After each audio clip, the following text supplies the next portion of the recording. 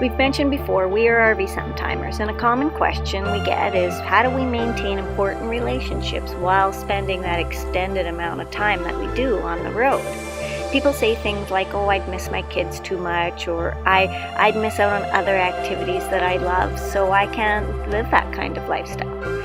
So in this video, we're going to show you how we make sure to fit those things in, how we spend time with our friends and family and the people that are most important to us, and how we still fit in the activities that we love different from being on the road.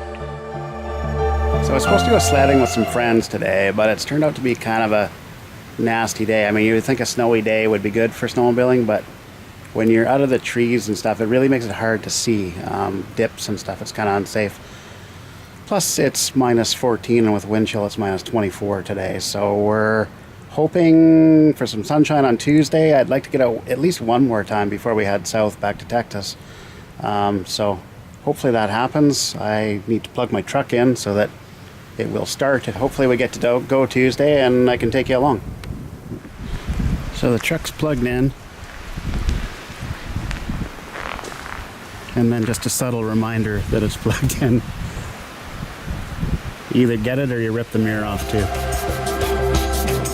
An important thing we've learned is that Christmas is a time we want to spend at our home base. So this is the most significant step that we've taken. We get to maintain our traditions, have that important social time with the people we love, and Corey gets to go snowmobiling, an activity he has done since he learned to walk.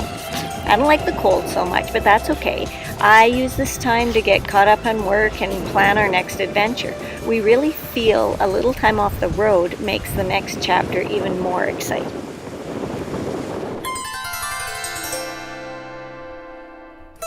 Are you getting a poinsettia this year? Yep. What color?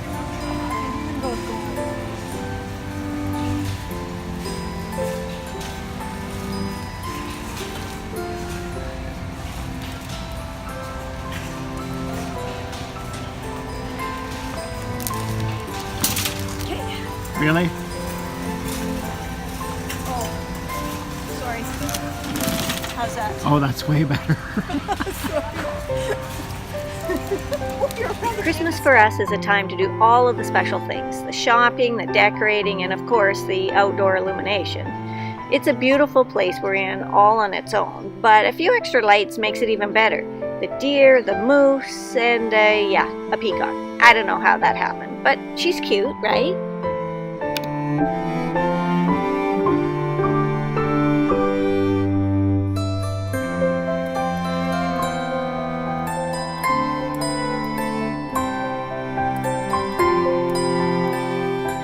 Every year on New Year's Day, our friends make a huge sushi dinner, and when I say make, I mean everything from scratch. It is so good, and we wouldn't want to miss it or them. So we make this a priority and we fit it into our home-based time. And that's how the RV Sometimer lifestyle works. We're gonna go sledding up there. Stay tuned. Actually, that's not entirely true. We're gonna start going sledding right there in the next few days. I know not everybody would agree, but this is a gorgeous time of year. It's gonna even get better. Courtney and I try to get out snowmobiling with Corey at least once a year. On days like these, though, who doesn't want to be floating along on the fresh fallen snow?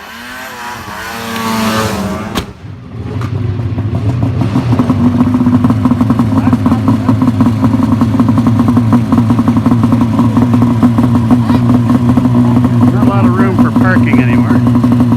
So, didn't get a sled count yet, but there'll be over 100 for sure today.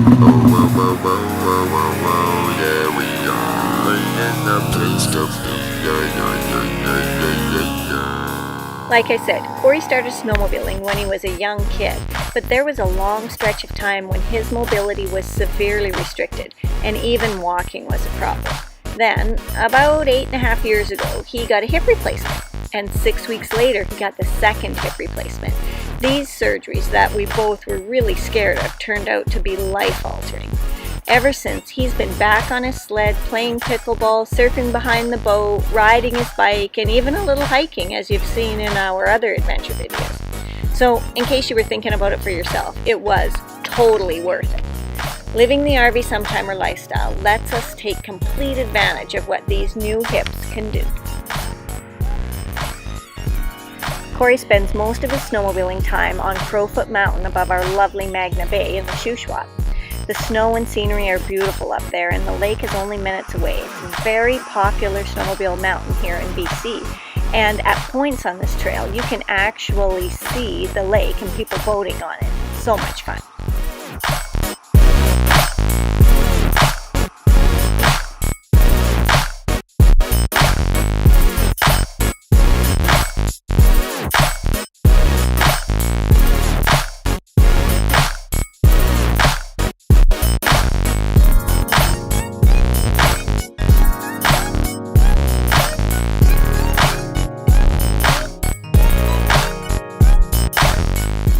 This year, Corey was a bit nervous as he met this nice gentleman coming off of the hill. Just a reminder to anyone out there snowmobiling, you do actually have to have your registration numbers on your sled. Oops.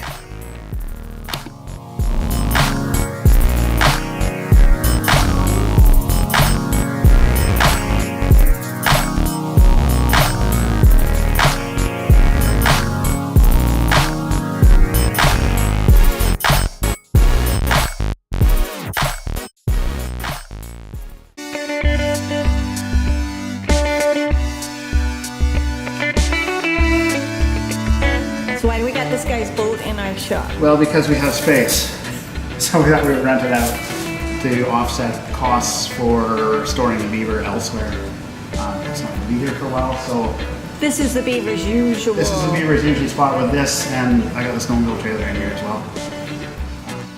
Rental car that's going to get us to Vancouver on this snowy day.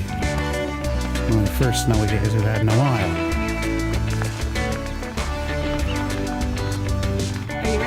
Yeah, we gotta go. It's snowing and then it's gonna get nice and the snowmobiling conditions could be really good. So we gotta get the heck out of here.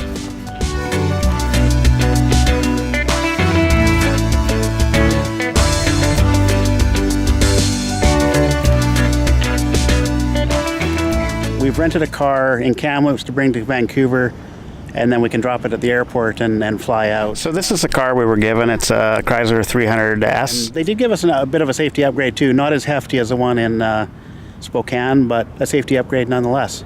Courtney and Denise are doing their annual mother-daughter get-together, do some shopping, hang out for a few days. Yesterday, I spent most of the day working. Today, it's a beautiful day. I thought I would head out. I'm at Stanley Park right now. Then I thought of a good idea maybe. When we were in Spokane, you remember, we got a bit of a safety upgrade for a rental car. It's no supercar, but it's certainly adequate. It's got some heft to it. Manufacturer says it will get up to highway speed in 5.3 seconds. I'll just show you the interior just real quick, but you'll notice in this configuration I have, there's a lot of leg room. I've got my trusty backrest I take with me. I love that thing. I put that on everything. There's really a lot of legroom in the back as well. It's just wonderful. So we're not actually doing a review of this car, but rather just checking one of the safety aspects, which is getting up to highway speed. So I thought maybe today I would check out the manufacturer specs on what they consider the safety upgrade to be. We'll just maybe verify that today, and 5.3 seconds is certainly adequate for safe merging onto most highway situations. We'll see if we can make that happen today.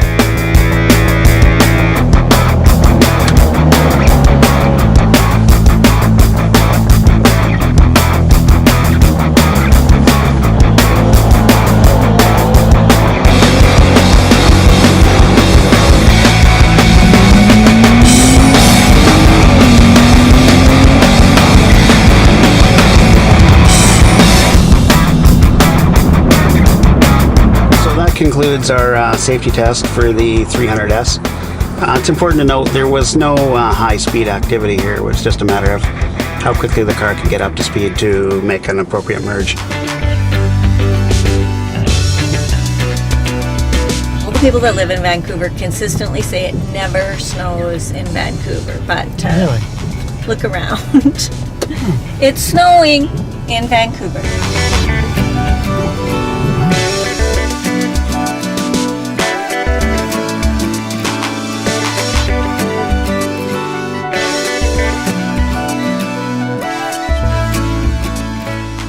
After we've seen everyone, cleaned up from the holidays, and got some quality sledding time in, we are super excited to hit the road, get on a plane, and head back to the Beaver to start our next adventure, where Chapter 4 begins.